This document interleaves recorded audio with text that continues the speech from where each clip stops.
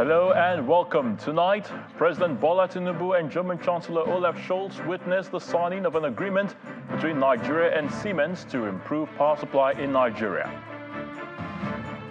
2024 appropriation bill passes second reading at both chambers of the National Assembly. An independent National Electoral Commission calls for thorough investigation after gunmen attacked the residence of its resident electoral commissioner in Kogi State.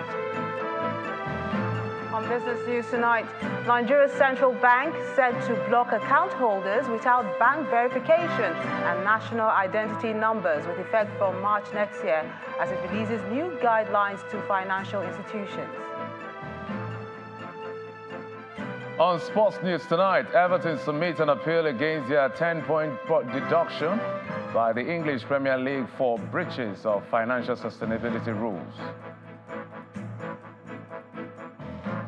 And from Abuja, Nigerian Air Force helicopter crash lands in Port Harcourt with all crew members surviving with minor injuries. And in international news from London, fighting has resumed in Gaza after the 7-day temporary ceasefire between Israel and Hamas expired. As the United Nations Climate Conference continued in Dubai, the United Arab Emirates today, about 40 leaders delivered their national statements on the pathways to reducing global warming. United Arab Emirates President Sheikh Mohammed bin Zayed had announced the establishment of a $30 billion climate fund for global climate solutions at the opening of the conference. The fund is designed to bridge climate finance gap and aims to stimulate $250 billion of investments by the year 2030, he explained. Our correspondent, Ayola Kasim, who is in Dubai, now reports. More than 100 of them, kings, presidents, prime ministers, all heads of states and governments, either from rich or poor countries, developed or not, they have the same concern. We cannot continue to live without care for how hot or cold our world is, leaving things the way they are. We are miles from the goals of the Paris Agreement and minutes to midnight for the 1.5-degree limit. But it is not too late. We can, you can prevent planetary crash and burn. We have the technologies to avoid the worst of climate chaos if we act now. Unfortunately, how to proceed has been the problem. In 2009, at the summit in Copenhagen, developed countries committed to a collective goal of mobilizing $100 billion per year by 2020 for climate action in developing countries. That has not been fulfilled. In 2015 in Paris, the agreement presented an action plan to limit global warming to between 1.5 and 2 degrees Celsius. Today, the world is about 1.2 degrees warmer. It worries me greatly that we remain so dreadfully far off track, as the Global Stocktake report demonstrates so graphically. I pray with all my heart that COP28 will be another critical turning point towards genuine transformational action at a time when already, as scientists have been warning for so long, we are seeing alarming tipping points being reached. While the king prays, leaders of the most affected regions seek sustainable actions. Thank you very much. We, as Africa, as Zambia, are clear that this summit comes at a time when we cannot tolerate, absolutely not, any lack of action or suboptimal actions at this stage if we are to save our globe from climate damage. The UAE says it is keen to encourage finance and business more broadly to commit money to the climate fight and is expected to spend more throughout this conference. Ayola Kasim, Channels Television News. Meanwhile, on the sidelines of the summit in Dubai, President Bola Tinubu and German Chancellor Olaf Scholz today witnessed the signing of an accelerated performance agreement between Nigeria and Siemens Energy, aimed at expediting the implementation of the Presidential Power Initiative (PPI) to improve electricity supply in Nigeria. The agreement was signed by the Managing Director of FGN Power Company, Mr. Kenny Anoue, and Siemens Energy's Senior Vice President and Managing Director for Africa, Ms. Naija Hackinson. The PPI, formerly known as the Nigeria Electrification Roadmap Initiative, is the outcome of the visit of former German Chancellor Angela Merkel to Abuja in August 2018. Speaking after the signing ceremony, the Managing Director of the FGN Power Company, Mr. Kenny Anoue, highlighted Siemens Energy's effective delivery of crucial equipment worth over 63 million euros to the country since the project commenced, while the chairman of Siemens Energy's Supervisory Board, Joe Kaeser, expressed his delight that both countries have now been able to drive the process forward.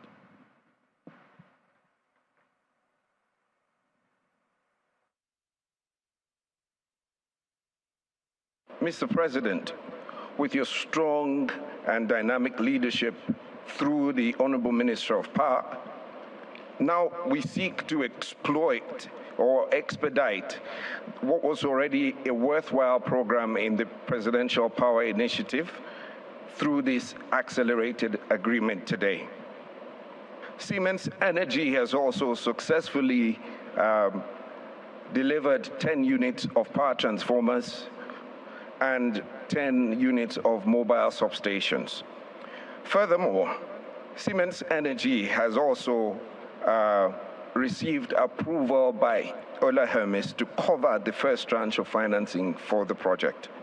Now, after 5 years, I'm really happy that this agreement, the spirit of supplying energy to the greater good of the Nigerian people has come and been taken to a new level. So thank you very much for doing that. And as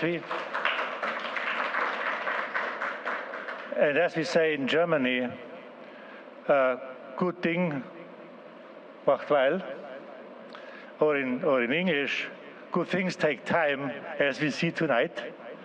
Good things take time. And Mr. President, you can be rest assured that Siemens Energy will be there for the greater good of your people. So let's now go to Dubai in the UAE, where our correspondent Ayola Kasim is standing by to give us more details into some of those meetings that took place today. Ayola, it appears it was a busy day for the president. Can you give us some insight into his activities today in Dubai? Well, he joined the World Climate Action Summit with other world leaders. National statements were made today from about 40 of them. At some point, we were expecting the president to have addressed the plenary, but we're told later on that he's not able to do that today. So he's going to do it tomorrow. We're expecting him to address the plenary tomorrow. After that, he went into some private meetings that we were not privy to, we were not told the details of. But then later this evening, he met with the German Chancellor, where they signed the Siemens deal. All right, Ayola, of course, we witnessed the opening day of the conference, which saw the approval of the Loss and Damage Fund. What would you say is the main highlight at the conference today? Well, the big highlight is Dubai taking the lead, really. Coming into this conference, people thought that it's going to be like a free-for-all for the fossil fuel industry. But yesterday, of course, they got the Loss and Damage Fund agreement out of the way, and today they announced a big one, setting up the $30 billion fund to bridge climate finance gap. So they're saying that they are here for business, and then, of course, so many other countries too are following the lead. Spain said they're going to contribute 20 million euros to climate disaster fund.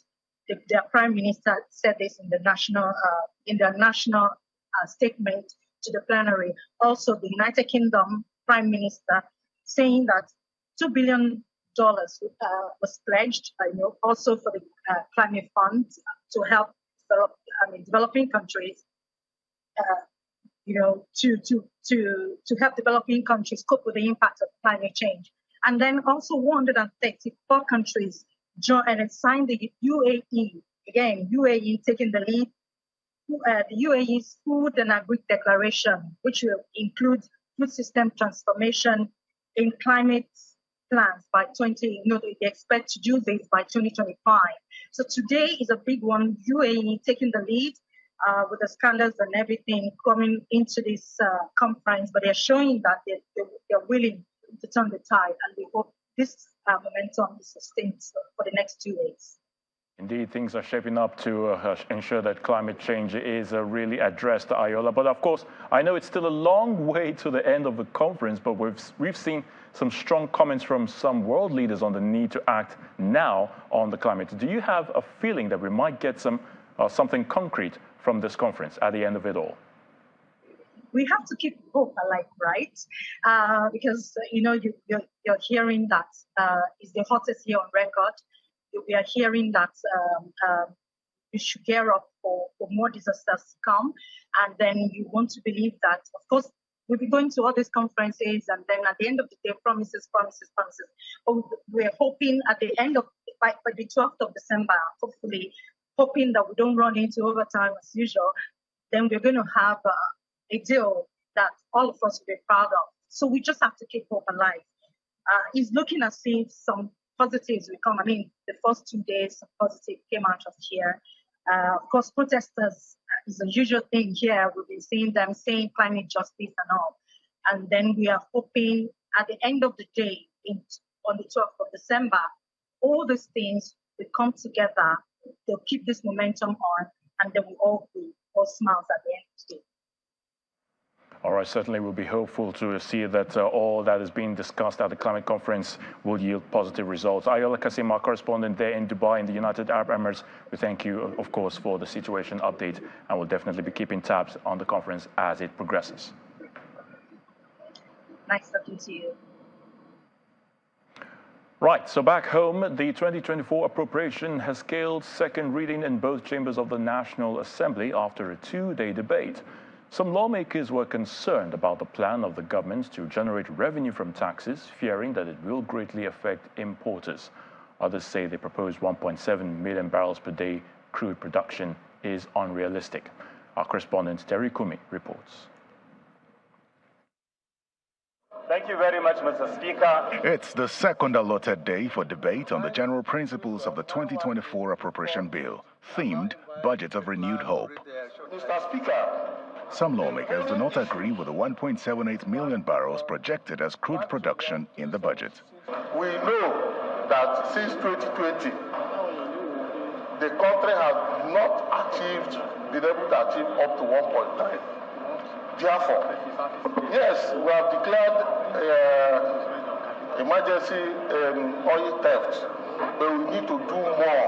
The Andre opinion in the oil sector is that in the past 10 years, the multinationals have refused to carry out any critical investment in oil production in Nigeria.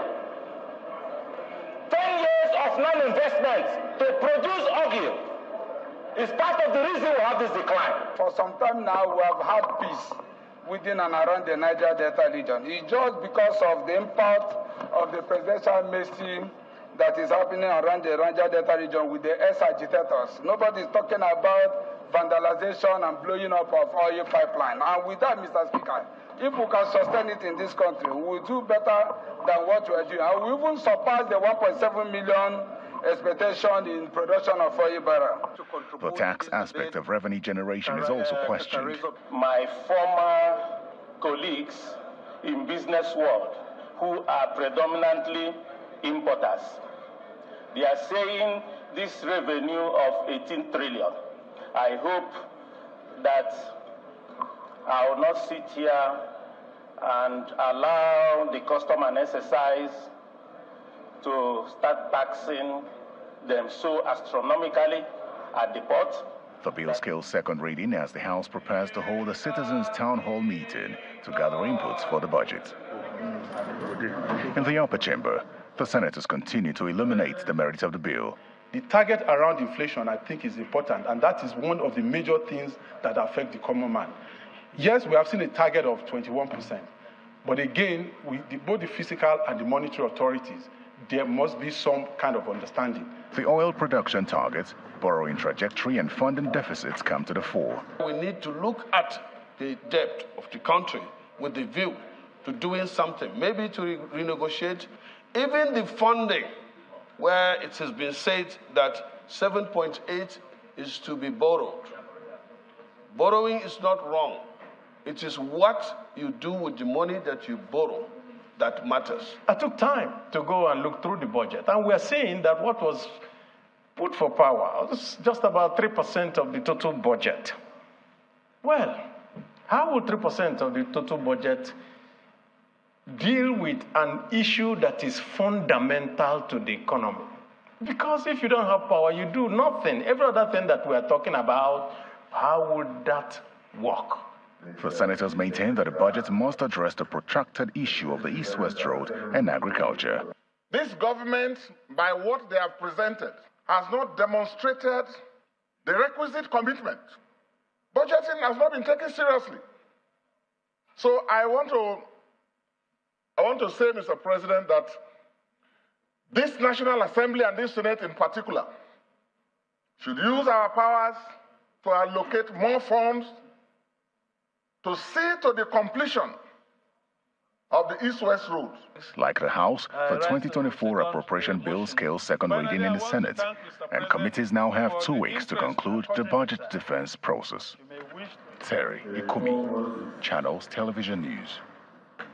In part two, after the break, Vice President Kashim Shettima pledges federal government support to tackle the menace of gully erosion in Anambra State. Please join us again.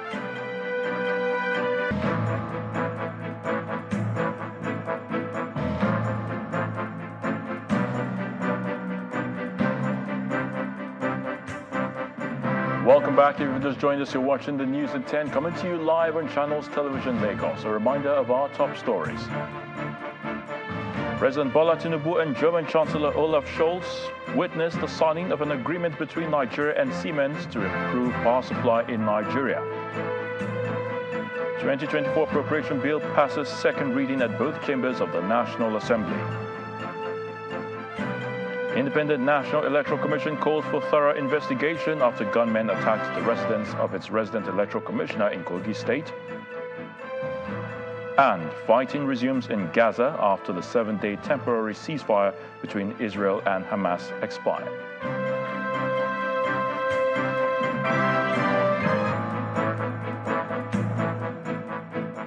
The Economic and Financial Crimes Commission, the EFCC, has withdrawn the money laundering charge filed against the former Attorney General of Lagos State, Mr. Olasukwo Shashore. Mr. Shashore was arraigned alongside his company Middlesex Investments Limited on a 14-count charge of money laundering before Justice Inyang Ekwo in November 2022. During proceedings yesterday, the counsel for the EFCC, Bala Sanga, told the judge that the Attorney General of the Federation, Mr. Lateef Fagbemi, directed the anti-graft agency via a letter to withdraw the charge. The former Lagos Attorney General had represented Nigeria in the P&ID case, in which the company won a $9.6 billion judgment against Nigeria in the British court, later totaling $11 billion with accumulated interest. However, in October this year, the Business and Property Court in London halted the enforcement of the $11 billion arbitration award against Nigeria. The court held that the process through which P&ID secured the contract to build a supposedly botched gas processing plant in Calabar, Cross River State, was fraudulent. Vice President Kashim Shettima says the federal government will support the Anambra State government to address the problem of gully erosion in the state. He gave the assurance during his visit to Orafite community in Ikwesigo local government area, where he commissioned a community radio station and an electric meter manufacturing company. Our state correspondent, Emperor Simon, reports. Vice President Kashim Shettima is visiting the Southeast region for the first time since assuming office, and Orafite community in Ikwesigo local government area of Anambra State is his first host.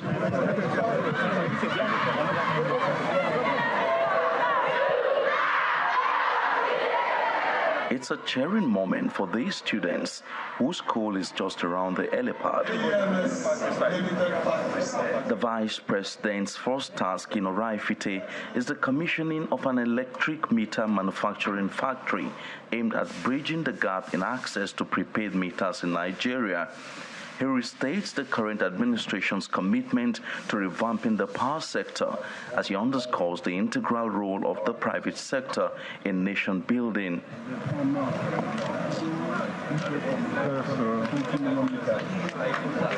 Next is the commissioning of a community radio established to promote the Igbo culture and language while also promoting national cohesion. Our indigenous languages are on the verge of extinction because of the corrosive effects of Western cultural imperialism. This station will serve the very purpose of safeguarding our rich cultural heritage. I want to commend you and then charge you to live up to the basic tenets, the objectives of the radio station. From the radio station to the venue of the presentation of food items and other gifts to widows. The Vice President is warmly received. Inside the hall, Vice President Kashim Shettima makes symbolic presentation of keys to widows who are beneficiaries of a free housing scheme by one of their sons in the States. This visit today is giving us hope, more especially the widows and the less privileged in our society. And we are grateful that he's here in Anambra State to identify with us. The Vice President's helicopter takes off from Oraifite afterwards to inspect the gully erosion sites in Anambra State. In a statement later issued by his media aide, Mr. Stanley Nkwocha, the Vice President pledges the support of the federal government to address the challenge and improve on infrastructures in the area. This visit by the Vice President, according to the people here, has ignited hope in them and the belief in the center, knowing that the federal government cares about their welfare. However, they have some issues that they also want the federal government to attend to. The Southeast economy is going down.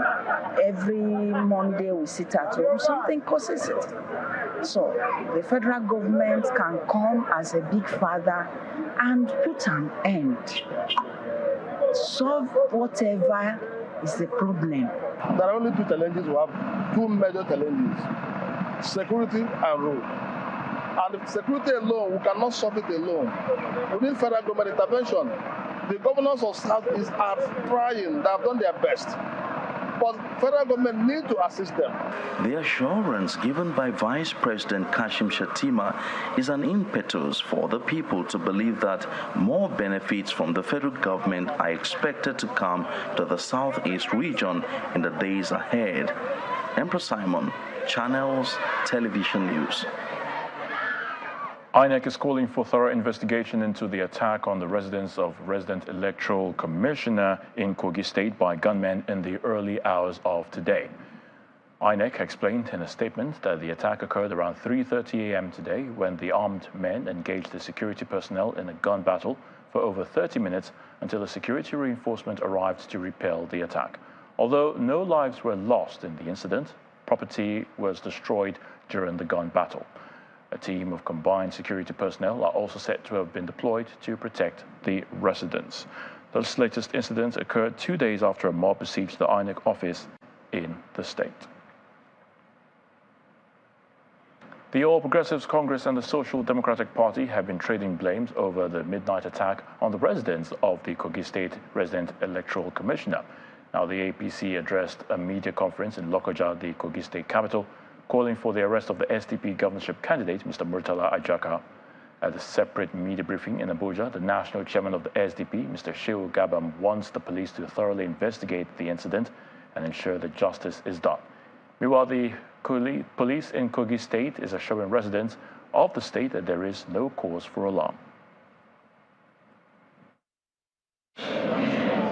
Members of the All Progressives Congress Campaign Council for the Kogi governorship election are organizing this media briefing to state their position on the recent attack on the residence of the Kogi State Resident Electoral Commissioner. Had an attempt to burn down the Kogi State government house.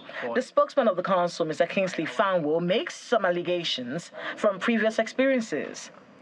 The same arsonists also had an attempt to burn down the Kogi State Government House, foiled by our eagle-eye security operatives. The same attempt was foiled at the State APC Secretariat in Lokoja. The bold-faced criminality being perpetrated by the defeated SDP candidate and his violent gang of criminals. The Social Democratic Party is also making comments on the incident at a separate media briefing. Members of the National Working Committee of the party want the police to take action on the incident. It's very barbaric. It is sad that we have reached a stage where REC is not safe, INEC officials are not safe, parties are not safe, and the whole blame goes to executive. Because in Kogi State, you have a commissioner of police. Commissioner of Police was aware that the INEC office was surrounded by thugs. The director of SSS was aware the office was surrounded by thugs. But it takes intervention of the military to secure INEC office in Kogi State. That is not something that is worth being mentioned. It is sad. Meanwhile, a statement from the police in Kogi State confirmed the attack. According to the statement, quote, the command received distress today, Friday, December the 1st, 2023, at about 3 a.m. on the attack by unknown armed hoodlums who stormed the quarters of the INEC REC and started shooting sporadically. The police guards on duty at the residence engaged the hoodlums in a gun duel and denied them access to the premises. Meanwhile, the Sienna bus they came with was seen burnt to ashes at the front of the house. Immediately, the Commissioner of Police deployed a reinforcement team of tactical operatives to the scene while trailing the hoodlums, end quote. In the meantime, the state headquarters of the Independent National Electoral Commission has been placed under security to forestall any attack on the facility. Still to come on the news at 10, Nigeria's central bank to block account holders without bank verification number and national identity numbers with effect from March 2024. That's in business news. Please stay with us. Welcome back.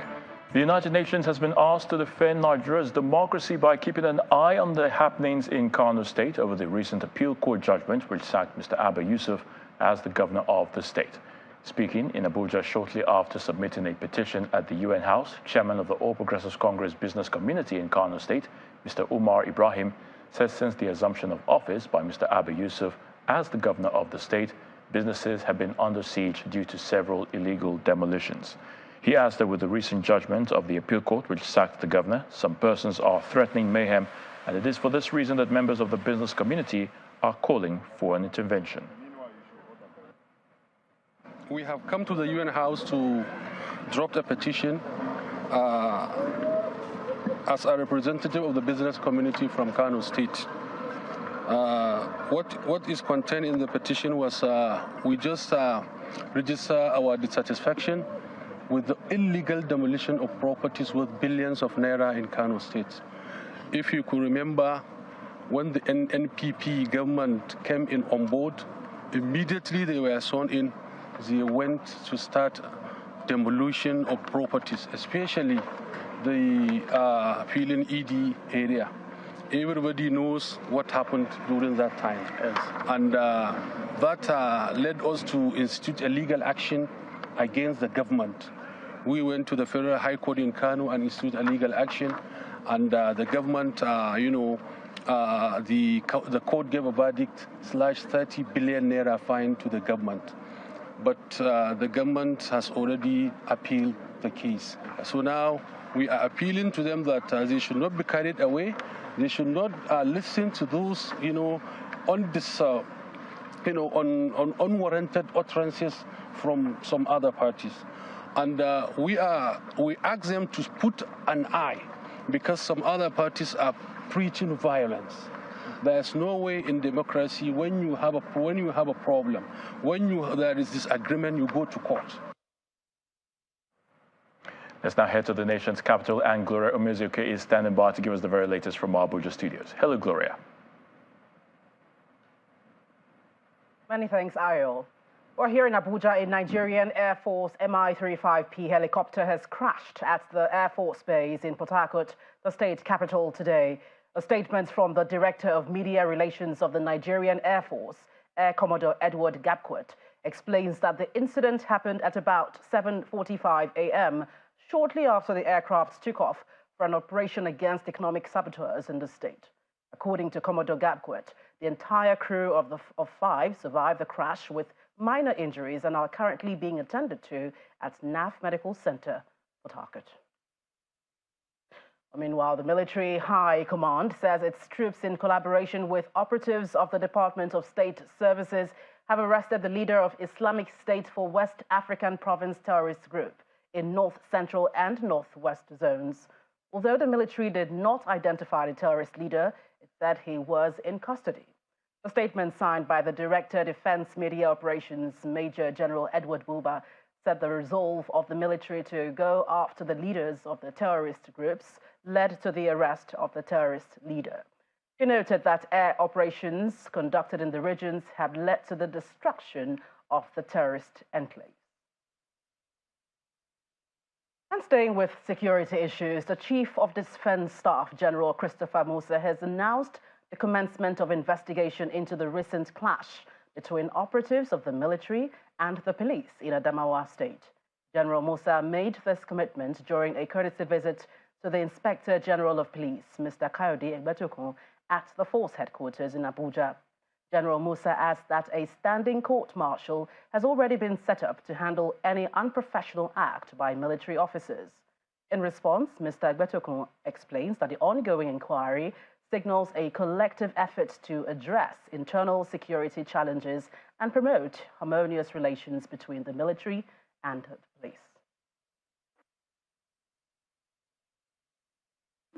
I've already established standing court martials for offences. I've seen the role and responsibilities of court martials in the theatre, and that I have done so that whatever it is that's happened after investigation, those that are found culpable will face the music. We don't shy away from punishing them. The system we adopt now is punishment and reward. You do well, we reward you. You do badly, you are prosecuted, and that will definitely take place. So I can assure members of the police force and all security agencies that we must continue to act professionally. A reminder is that Nigeria is our country. We all have equal stake in this country. It is together that we can make it work. There is no single organization that can achieve success. So the issue of rivalry or fighting, we're supposed to face the criminals, not to face each other. And so for me, I feel it's very, very unprofessional for them to have resorted to use of violence within themselves. But we'll get to the bottom. According to officials of the two companies, the decision to upgrade facilities at the terminal is in line with calls for greater public-private partnerships in infrastructural development in the country. The arrival hall of the E-wing of the Murtala Mohammed International Airport is wearing a new look, and it's all thanks to the collaboration between the Nigerian National Petroleum Corporation Limited and Shell Nigeria Exploration and Production Company. Ranging from illustrative works of art showcasing the numerous cultures and languages that make up the landmass now known as Nigeria, to 32 new clearance counters from a mere 7, the arrival hall is a testament of the federal government's quest to foster partnerships between government and the private sector. As incoming travelers are greeted with these upgrades, the organizations responsible for the changes speak on why they embarked on the project. The remodeled arrival wing not only reflects our commitment to the travel industry, but also symbolizes the potential that emerges when public and private sectors join forces for the greater good. With the completion of the remodeling of Arrival Hall HIP project, we have made provision for the comfort and convenience of all passengers, with a particular focus on the elderly and those living with disabilities. The Lagos State government also highlight the importance of fostering partnerships between government and private organizations. As we commission this facility, let us not only appreciate the structure, but also the spirit of partnership and share responsibility that underlie their existence. Then, the commissioning of the arrival hall of the E-wing of the Murtala Mohammed International Airport. I commissioned the remodeled wing E of the Murtala Mohammed International Airport, Lagos. The Minister of Interior, who has been given regular updates on the passport application process, speaks on the progress so far made in that regard.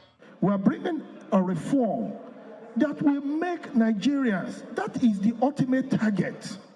You should be, from your date of biometric enrollment, you should not wait for more than 96 hours before you get your passport. That is the dream. It is doable. Collaborations like this are no doubt required to develop infrastructural projects in this country. Hopefully, the successful completion of these projects will improve the efficiency of the airport and also have a corresponding impact on the nation's economy. All right, business news is up next with Melinda Akilami.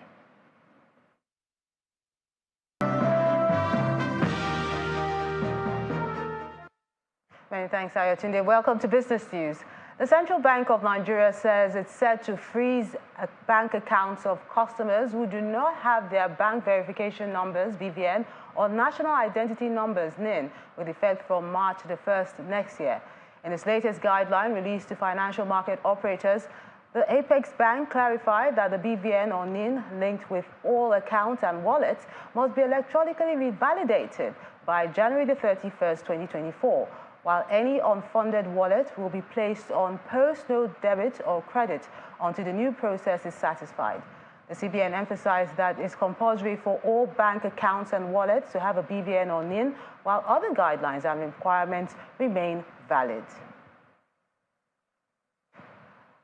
The West African Insurance Companies Association, WICA, has taken steps to ensure that insurance companies in the sub-region begin the harmonization of the International Financial Reporting Standard 17 to take the sector to an enviable height. A statement released by the WICA Secretary General, Mr. Davis Iyasere, notes that the move presents a great opportunity for all members, including Nigeria, as it sets out requirements with common cooperation and interest. IFRS 17 is a global financial reporting standard issued by the International Accounting Standards Board, which took effect from January the 1st this year.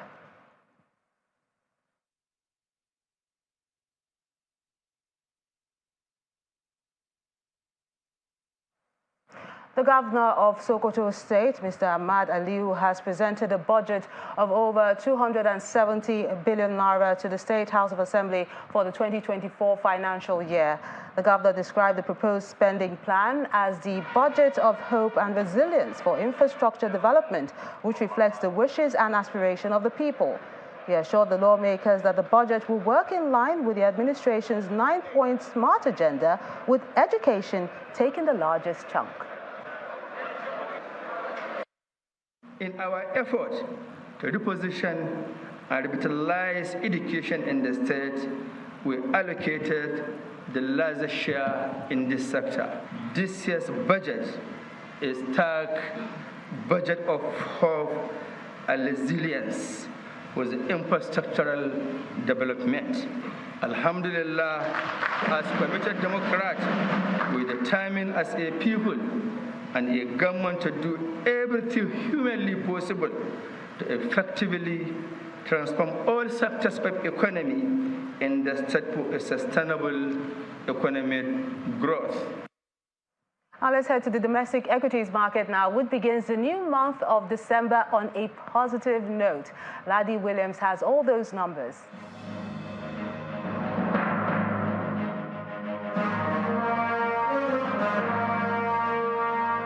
Hello and welcome to the Stock Market Report. Let's get a sense of how your money performed today. Drum roll, there you have it. Green, 0.08%, and there 71,419,419, no pun intended there. Market cap 39 trillion, nearing that 40 trillion mark. New historic high loading for the market cap. I wonder when that's going to hit. Let's look at the sectoral performance now. See the banking counter shining today. Big, massive 1.14% jump for the banking counter Consumer goods marginally down, and we see the oil and gas counter not unchanged. Marginal gain there, 0.05. But let's take a look at why the banking counter is shining. Today we see the tier 1 lenders, 4 out of the Fugas, all added to their share price. We see Zenith Bank countering that loss of yesterday, 2.71%, and to end today up 2.79%.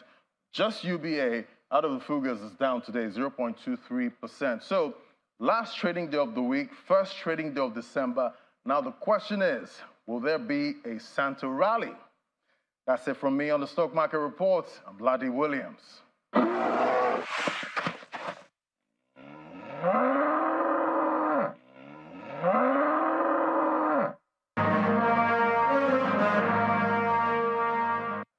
That's Business News. Is back to you, Ayotunde. Many thanks, Melinda.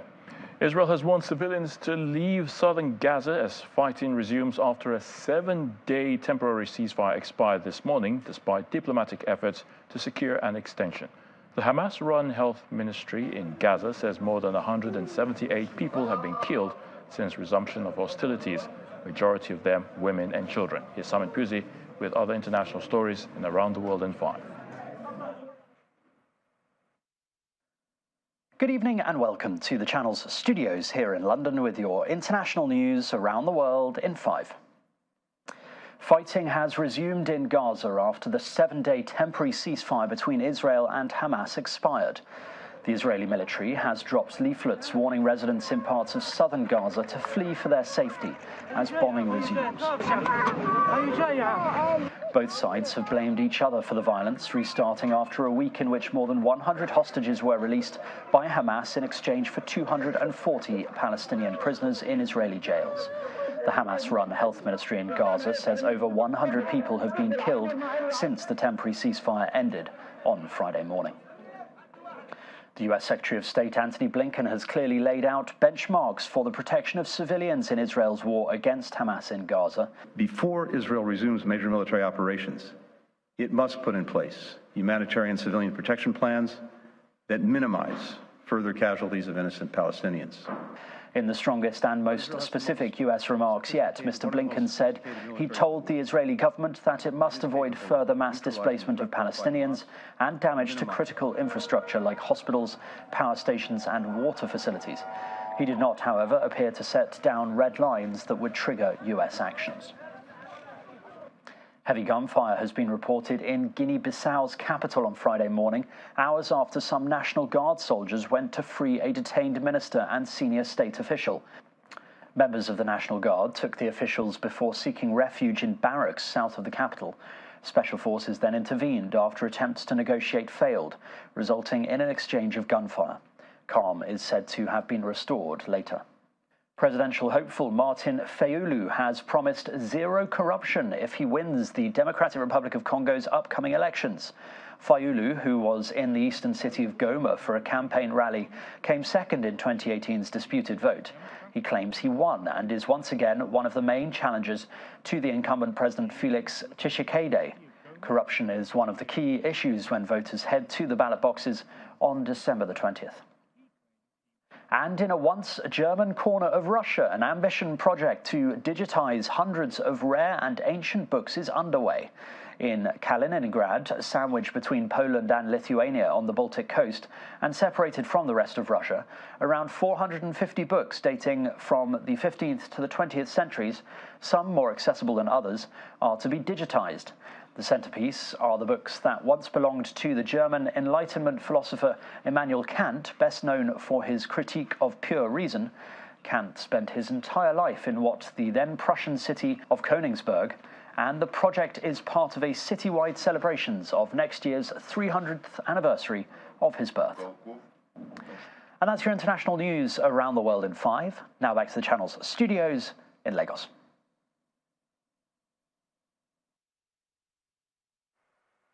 It's time now for some sports news with Jeffrey Uzono. Jeffrey?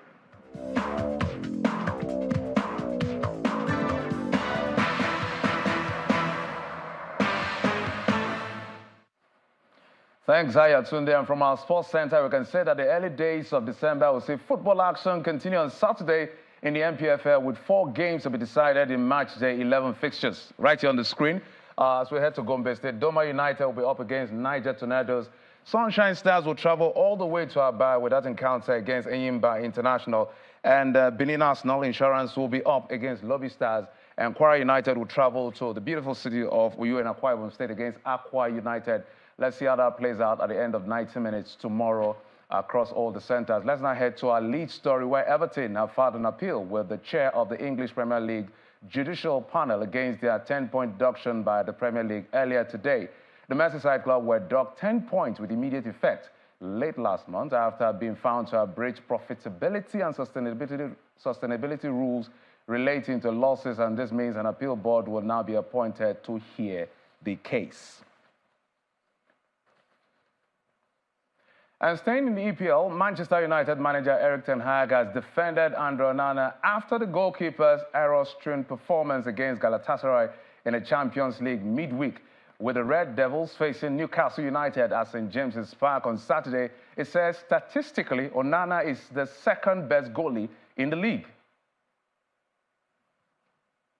If you analyze it well, then you see he's the second best goalkeeper in the Premier League, based on stats. His expected preventing goals is the second best in the Premier League. He knows that in Champions League he makes some mistakes, but all over, if you see first 5 months, he's doing particularly well. But you know also, because you have seen how he is reacting on the bad performance like he did after Munich. He was in Burnley, he was outstanding. So he's a strong character, he's a personality, and he will deal with it. Among club football and ahead of Tottenham's visit to Etihad, Manchester City boss Pep Guardiola has hailed his counterpart Postecoglou as a manager who made football better a place and whom he had watched since they first met in Japan many years ago. Champions City are second in the EPL, a point behind Arsenal, with the Spurs fifth and 3 points adrift of their weekend opponents. He make football a better place, persons like Ange. So because his teams is, I'm manager, I said many times, but at the same time I'm a spectator. And I enjoy a lot watching them, the approach they have, and I think all the Spurs fans and the people in England can admit that the impact has been quick and really, really good. I remember I met just once in 3 or 4, I don't know, pre-seasons ago when we were in Japan. We played against Yokohama, a team of the group, and then was there the manager, and I saw some clips before, some games before we started pre-season. It was the first or second pre-season game.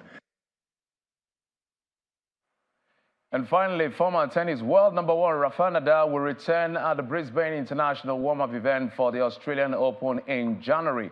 The 22-time Grand Slam champion has not played a competitive match since bowing out in the second round of this year's Australian Open when hampered by a hip flexor problem.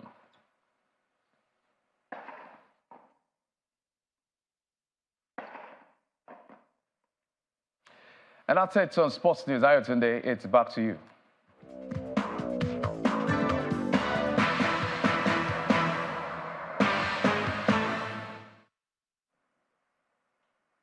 Many thanks, Jeffrey. And the main news again. President Bola Tinubu and German Chancellor Olaf Scholz today witnessed the signing of an agreement between Nigeria and Siemens to improve power supply in the country. The agreement was signed on the sidelines of the UN Climate Conference in Dubai, United Arab Emirates. The 2024 appropriation bill has passed second reading at both chambers of the National Assembly.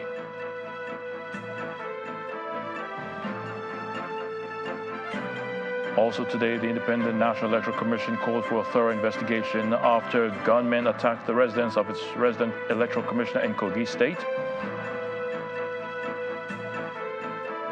And fighting has resumed in Gaza after the 7-day temporary ceasefire between Israel and Hamas expired.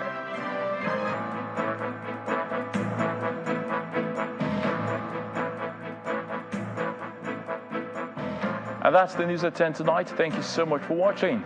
I'm Ayotunde Balogun. Do have a good night and a great weekend.